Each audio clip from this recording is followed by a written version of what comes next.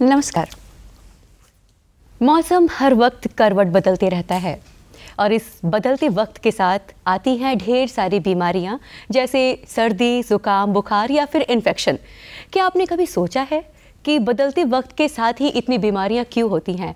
तो हमारा आज का प्रोग्राम सिर्फ आपके लिए है और इस विषय पर बात करने के लिए हमारे साथ आज स्टूडियो में हैं डॉक्टर के सिंह। सर नमस्कार और बहुत स्वागत आपका। जैसा कि मैंने बोला, बदलते वक्त के साथ आती हैं ढेर सारी बीमारियां। तो इस वक्त गर्मी का मौसम है और बीते कुछ दिनों में ठंड गर्म सा मौसम हुआ है और इस मौसम में लगभग सभी घरों में लोग बीमार हैं। क्या वजह है सर कि बीमारियां इस मौसम में होती हैं? एक्चुअली ऐसा होता है कि बदलते मौसम में इन्फेक्शन के रेट्स बढ़ जाते हैं। जैसे कि अब टेम्परेचर का अप डाउन हो रहा है। टेम्परेचर जो है दिन में बहुत 40 के ऊपर पहुंच जा रहा है, फिर रात में या शाम को कम हो जाता है।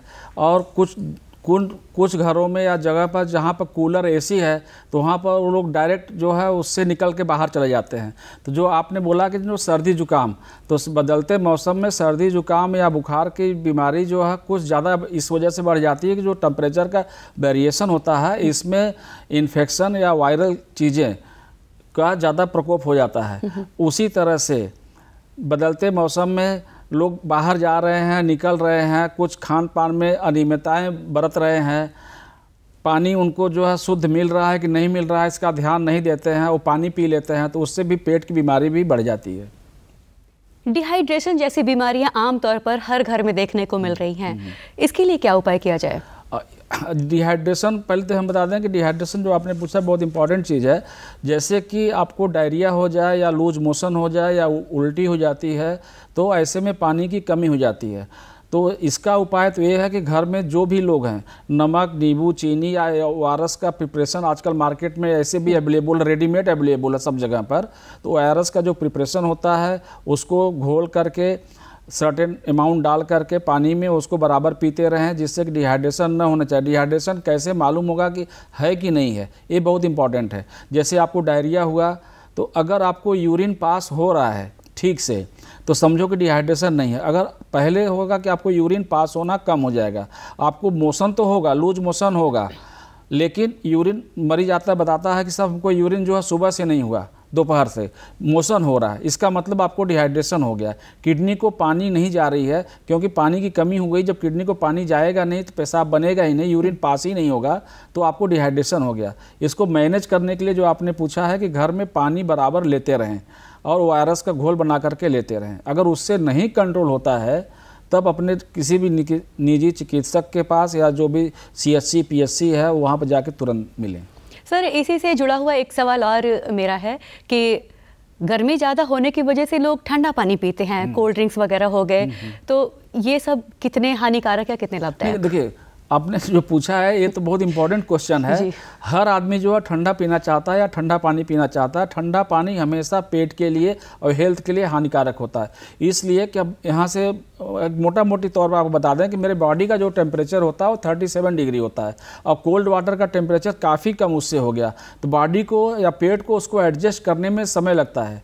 और हमेशा जो है नॉर्मल टेम्परेचर या कुनकुना गर्म पानी हेल्थ के लिए हमेशा अच्छा होता है और ठंडा पानी हमेशा पेट के लिए भारी होता है। डाइजेशन को, जैसा खाना खाते समय आपने ठंडा पानी पी रहे हैं तो डाइजेशन को बहुत स्लो कर देगा। डाइजेशन जब स्लो हो जाएगा तो आपको इनडाइजेशन होगा, गैस बनेगा, गैस की परेशानी बढ़ेगी। तो ठंडा पानी हमेशा हेल्थ के लिए नुकसान होता है। और एक आपने कहा पानी पी रहे हैं और ज़्यादातर लोग ऐसे होते हैं खाना खाए जा रहे हैं और ढेर सारा पानी बाद में उन्होंने पी लिया, तो क्या ये सही तरीका होता है? नहीं, ये तो एक आपने बहुत अच्छा क्वेश्चन पूछा है। ये आम पब्लिक के लिए जो है इम्पोर्टेंट क्वेश्चन है। खाना खाते समय पानी बिल्कुल नहीं पीना चाहिए। पानी केवल उतना लेना चाहिए कि जिससे अगर आपको खाने में दिक्कत हो रही है, घोटने में दिक्कत हो रही है, तो उतने पानी पीजिए और खाने के बाद थोड़ा सा मुँह साफ़ कर लीजिए, गला साफ़ कर लीजिए। खाने के, क्योंकि खाना पचाने के लिए एसिड की ज़रूरत होती है, अम्ल की ज़रूरत होती है। जब पेट में खाना जाता है तो उसको पचाने के लिए अम्ल आता है और उस अम्ल को आप पानी पी करके डाइल्यूट कर दिए। जब डाइल्यूट हो गया तो वो एक्शन उसका स्लो हो जाएगा। तो इसलिए पानी बिल्कुल 1 घंटे तक नहीं पीना चाहिए। 1 घंटे के बाद पानी पीजिए। उसमें क्या होता है, डाइजेशन आपका बहुत फास्ट होगा, आपको गैस नहीं बनेगी, आपके पेट की स्थिति बहुत अच्छी रहेगी, आपका हेल्थ बहुत अच्छा रहेगा।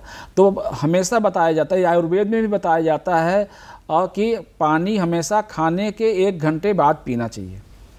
यानी कि खाना खाते समय पानी किस तरह से पिए, ये बहुत ज़्यादा ध्यान देने की बात है हेल्थ के लिए। हाँ, और कितना ठंडा कितना गर्म, ठंडा तो बिल्कुल भी नहीं, हो सके तो नॉर्मल पिए, और अगर गर्म पीते हैं तो ये तो बहुत ही अच्छी बात है। गर्मियों का समय है, लू भी चल रही है, तो ऐसे में एक आम समस्या बहुत देखने को मिल रही है, पेट दर्द। वो बच्चे हो बड़े हो, पेट दर्द की समस्या आम है, ये किस वजह से है? ऐसा होता है मैडम ना, पेट दर्द तो गर्मियों में, इसमें जो एक तो इन्फेक्शन का रेट बढ़ जाता है, इसमें जो अपेंडिसाइटिस का अटैक हो गया, या जैसे कि पानी आदमी कम पी रहा है और पेट में किडनी में स्टोन है, साइलेंट पड़ा हुआ है, किसी को मालूम नहीं है कि पेट में स्टोन है। जब पानी आप कम पी रहे हैं, गर्मी की वजह से टेम्परेचर हाई हो गया है, जहाँ भी कंसंट्रेशन होगा, किडनी का रीनल कोलिक बोलते हैं हम लोग उससे, किडनी के स्टोन का दर्द उठ जाता है। उसी तरह से जो अभी मौसम चल रहा है, इसमें शादी ब्याह का भी मौसम चल रहा है, लोग जो है खाना पीने पर उतना ध्यान नहीं देते हैं, ऑयली फूड है, जंक फूड है, जितना उनको ज़रूरत है उससे ज़्यादा खा लेते हैं। अगर साइलेंट स्टोन पेट में, गाल ब्लैडर स्टोन, पित्त की थैली में जिसको पथरी हम लोग बोलते हैं, वो भी पड़ा हुआ है, तो उसका भी दर्द इसमें तेज़ी से उठ जाता है। मरीज हम लोग को क्लिनिक में आए दिन आ रहे हैं, साहब मैंने शादी में गया था, मैंने रात में इतना खाना खाया, खाने के बाद रात में मेरे को बहुत दर्द हुआ। तो जो साइलेंट स्टोन, साइलेंट मतलब होता है दर्द नहीं हो रहा लेकिन स्टोन है, आपको मालूम नहीं है, लेकिन आपने ऑयली फूड या जंक फूड ज़्यादा अमाउंट में खा लिया, वो पच नहीं पाया, तो उसमें गॉलब्लैडर स्टोन का दर्द हो जा रहा है। उसी तरह पानी कम होने की वजह से गर्मी में लोग, जिनको आदत है पानी कम पीने का, अगर उनको साइलेंट किडनी स्टोन है तो उसका दर्द उठ जा रहा है। जो आपने पूछा कि दर्द की समस्या पेट में क्यों बढ़ जा रही है, एक तो ये वजह है, दूसरा है कि इन्फेक्शन का रेट पेट में, इंटेस्टाइनल, जैसे कि उसमें जो है एंट्राइटिस हो जा रहा है, कोलाइटिस हो जा रहा है, इन्फेक्शन के रेट्स बढ़ जा रहे हैं। जैसे आपने पानी पिया, पानी साफ़ नहीं था, गंदा था, तो उससे एंट्राइटिस हो जाएगी। और आपने बहुत स्पाइसी फूड खा लिया है तो उससे आपको गैस्ट्राइटिस हो जाएगी, पेटों में जलन होने लगेगा। तो जो अभी आपने पूछा कि पेट की समस्या जो है इस सीजन में क्यों बढ़ जाती है, उसके ये सब जो मैंने कारण बताए, एक तो खान पीन का है जो, और जंक फूड है, स्पाइसी फूड है, ऑयली फूड है, तो इन चीज़ों से, और जो बदलते मौसम में इन्फेक्शन का रेट है, जो पानी आपने शुद्ध नहीं पिया, गंदा पानी पी लिया तो पेट में इन्फेक्शन हो गया, तो इसी वजह से इस मौसम में पेट की समस्या ज़्यादा बढ़ जाती है। और स्पाइसी खाना भले हमें अच्छा लगता हो, लेकिन वो कहीं ना कहीं हेल्थ के लिए सही तो होता नहीं है कि ज़्यादा मिर्च खा ली, ज़्यादा मसाला खाया तो उसके बाद पानी की ज़रूरत भी उतनी मिलेगी। अभी आपने बात बात में बोला गैस्ट्राइटिस, कहने को ये एक शब्द है लेकिन ये बहुत बड़ी बीमारी है अपने आप में, इसके बारे में बताइए। गैस्ट्राइटिस होता है ना, हम लोग के पेट में आमाशय होता है, आमाशय बोलते हैं, बाएं तरफ सबके स्थित होता है, खाने की थैली जिसको बोलते हैं स्टमक। तो स्टमक में जो भी चीज़ें हैं वो एसिडिक मीडियम में रहता है, लेकिन अगर कोई भी चीज़ आप खाते हैं तो पहले स्टमक में जाएगा।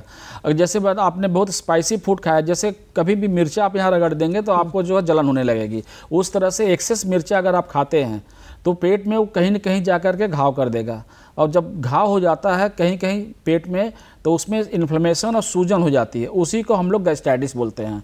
ये दोनों तरह से होता है, एक तो बहुत ज़्यादा स्पाइसी फूड खाने से भी होता है, इसीलिए जो साउथ के लोग होते हैं, साउथ में जो इडली डोसा सांभर ये लोग ज़्यादा पसंद करते हैं, खाते हैं।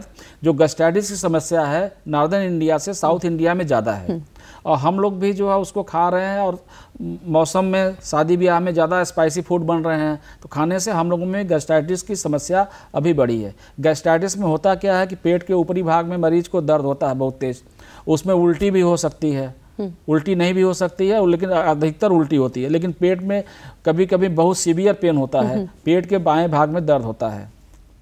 और अगर दाएं तरफ में दर्द है तो फिर ये क्या गैस्ट्राइटिस हुआ कि नहीं, ये पथरी का हो गया बीमारी? दाहिने तरफ जनरली जो है गॉलब्लैडर स्टोन होता है, अगर वहाँ पर दर्द होता है, दाहिने तरफ दर्द हो रहा है और कंधे में जा रहा है या बैक में जा रहा है, तो एक उसमें गॉलब्लैडर स्टोन का दर्द हम लोग जनरली मरीज को बोलते हैं। मरीज आता है बोलता है सब हमको खाना खाए हैं बहुत भरपेट, इसके बाद से हमको यहाँ दर्द उठा, कंधे में जा रहा है, पीछे जा रहा है, उल्टी भी हो रही है, तो हम लोग बोलते हैं कि आपको पथरी होगी। मरीज को भी लगता है सब पथरी कैसे मालूम हो गया, लेकिन ये पढ़ाया गया है कि दाहिने तरफ दर्द होता है, बैक में जाता है, ज़्यादा ऑयली फूड खा लेते हैं तो गॉलब्लैडर स्टोन का दर्द होता है। तो एक सिंपल सा जांच होता है अल्ट्रासाउंड, उसको हम लोग कराते हैं, तो जनरली 99% में गॉलब्लैडर स्टोन निकलता है।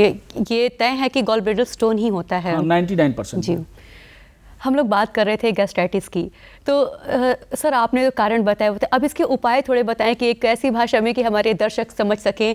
ज़्यादातर लोग होने के बाद भी, ये बीमारी होने के बाद भी सचेत नहीं रह पाते कि नहीं पहले ये कर ले वो कर ले, खाने का गैप कितना देना है, कब कब क्या खाना है, नहीं समझ पाते। ये बताइए सर। देखिए गैस्ट्राइटिस जो है, एक पहले हमने बता दिया कि स्पाइसी ज़्यादा फूड नहीं खाना चाहिए और देर तक खाली पेट नहीं रहना चाहिए। और गैस्ट्राइटिस के ढेर सारे कारण हैं, जिसमें जो कॉमन आपको है कि बहुत तेल घी का सामान या बहुत ज़्यादा मिर्चा मसाला, या कभी कभी कोई आपको बीमारी हो गई है, दर्द की दवाई खाली पेट कभी नहीं खानी चाहिए। ख़ास तौर से एंटीबायोटिक हो गए, दर्द की दवाई लोग खा लेते हैं, तुरंत अस्पताल में आते हैं कि हम खाए, उसके बाद से हमको पेट में दर्द हो रहा है। तो वो भी हम यहाँ से बता दे रहे हैं कि लोग मेडिकल स्टोर पर जाकर के मांग लेते हैं, मेडिकल स्टोर वाला भी पकड़ा देता है, कहीं पैर में दर्द हो रहा, घुटने में दर्द हो रहा, दर्द की दवाई खाते ही गैस्ट्राइटिस हो जाती है।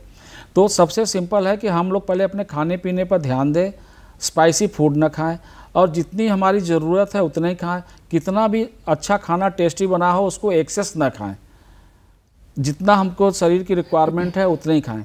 और खाने में जो आपने गैप बताया, किसी भी मील में कम से कम 4 to 6 आवर्स का गैप होना मैंडेटरी है। अगर आपने अभी भरपेट खाना खा लिया है तो मिनिमम 4 to 6 आवर्स के बाद ही आप कुछ खाएं। उसके बीच में लगातार नहीं कि अभी आपने यहाँ खाया फिर 2 घंटे बाद किसी के यहाँ पहुँच गए तो उन्होंने बोला नहीं फिर खाइए, तो आपको बट नेचुरल है कि पेट दर्द 90% लोगों को हो जाएगा। उसमें से जो आपको पैंक्रेटाइटिस भी हो सकती है, कोलेसिस्टाइटिस भी हो सकती है, गैस्ट्राइटिस का भी दर्द हो सकता है। कोलेसिस्टाइटिस शब्द आया, इसके भी बीमारी मतलब रोग बढ़ रहे हैं, ये इसके बारे में बताइए कुछ। कोलेसिस्टाइटिस होता है मैडम ना, इसको गाल ब्लैडर स्टोन होते हैं। हम लोग के शरीर में दाहिने भाग में लीवर के नीचे पित्त की थैली होती है, उसमें जब भी सूजन हो जाता है किन्हीं कारणों से, चाहे इन्फेक्शन से हो जाए या उसमें पथरी है उसके वजह से हो जाए, तो उसका एक टर्म होता है मेडिकल टर्म, उसको कोलेसिस्टाइटिस बोलते हैं। तो कोलेसिस्टाइटिस का मतलब हुआ कि आपको पित्त की थैली में एक बीमारी हो गई है, उसमें सूजन हो गया है। अगर उसमें स्टोन है तो स्टोन की वजह से दर्द हो गया। होता क्या है कि खाना नहीं पचेगा, स्टोन जा कर के उसके नेक में फंस जाता है, उसका फ्लो रुक जाता है। फ्लो रुकते ही वो स्वेलन हो जाता है, फूल जाता है और उसमें बहुत सीवियर पेन होता है, इसी को कोलेसिस्टाइटिस बोलते हैं। तो जो ऐसे मरीज़ हैं वो कब समझे कि हमें अब अपने डॉक्टर से परामर्श लेना चाहिए? क्योंकि आजकल लोग, आपने अभी कहा कि खुद ही जाएंगे दुकान पर और दवाई लेके खा लेंगे, तो ऐसा ना करें। कब डॉक्टर से परामर्श लें? दोनों के लिए सलाह है कि एक तो पब्लिक को ऑलरेडी दुकान पर जाके बिना सलाह के दवाई नहीं मांगना चाहिए, और मेरे मेडिकल स्टोर वाले भी जितने भाई बंधु हैं उनसे भी सलाह है कि बिना डॉक्टर के प्रिस्क्रिप्शन के उनको दवाई न दें। उनको बोलें कि भाई किसी भी डॉक्टर से आप दिखा करके सही प्रिस्क्रिप्शन किस दवाई की ज़रूरत है वो दिया जाए।